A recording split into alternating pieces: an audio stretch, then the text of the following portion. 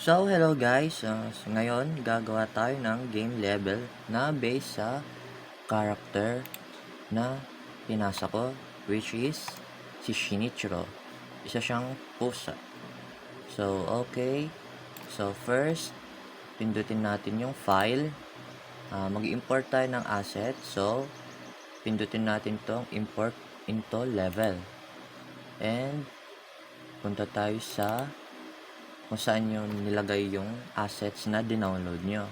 So, sa akin, nakalagay siya sa 3D assets. Okay? Tapos, pipiliin ko ngayon is bench. Ito muna yung pipiliin ko. Bench. Tapos, ilagay natin siya sa props. Sa folder ng props. Okay? And, import. Wait lang natin siya mag-import. So, okay. Ito na siya ngayon. So, ito siya ngayon. Bago yan, mag-import ulit tayo ng panibago. Import into level. Ganun lang din. Tapos, 3D assets.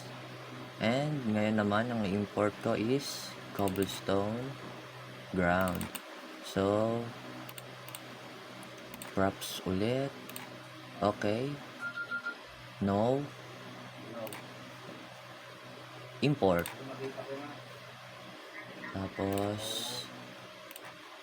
okay. So, wait lang natin siya mag-import.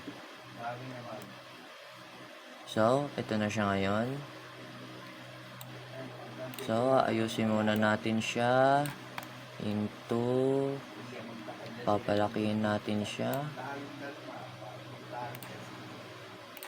Ayan.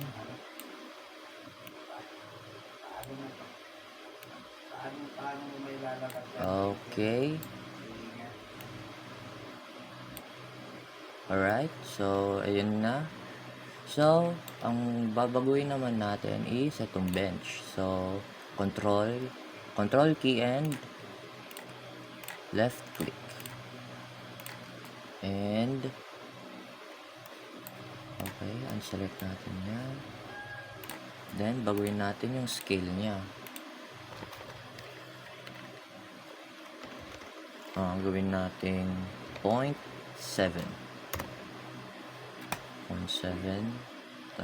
Try natin i-move ulit.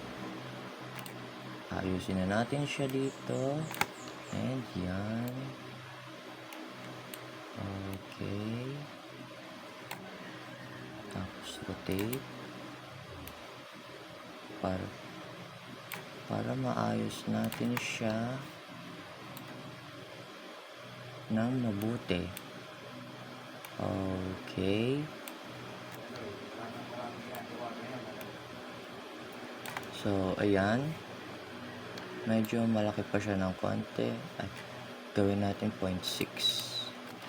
0.6. Okay. So, try natin siya kung sakto siya. So, ayan. So far is okay siya.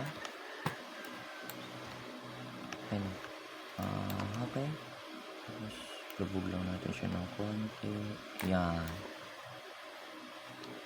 And, adjust natin to konti. Ayan, yung lakihan natin.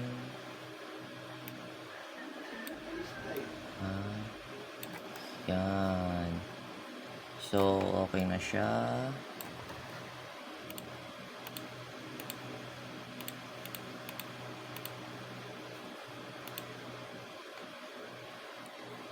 And move natin.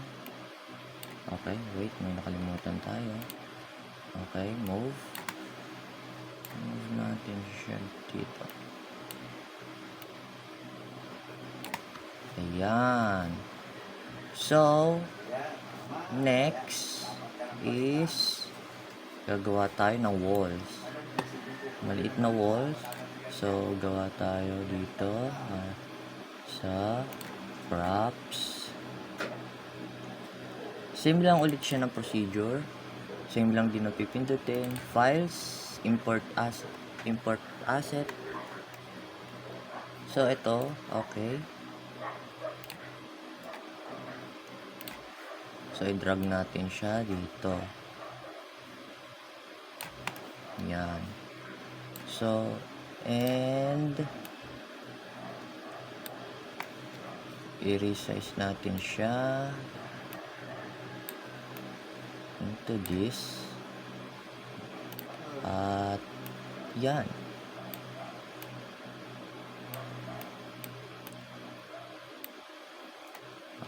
Okay.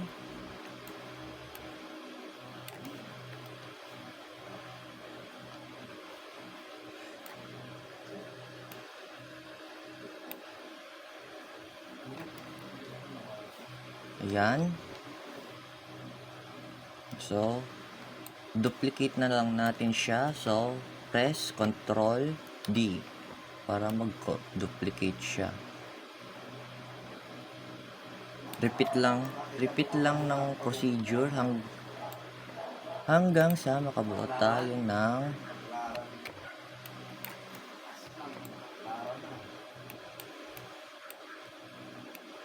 maliit na walls. Yan. Ctrl D ulit.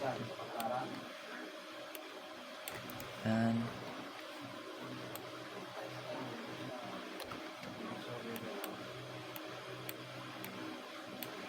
So, repeat lang natin siya ng repeat. Repeat lang natin yung procedure.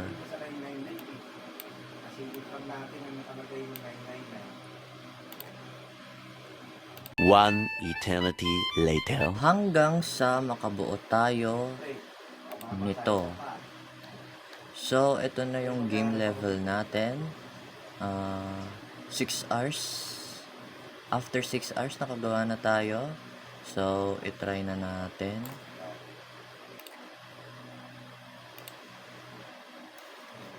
Ayan. Okay.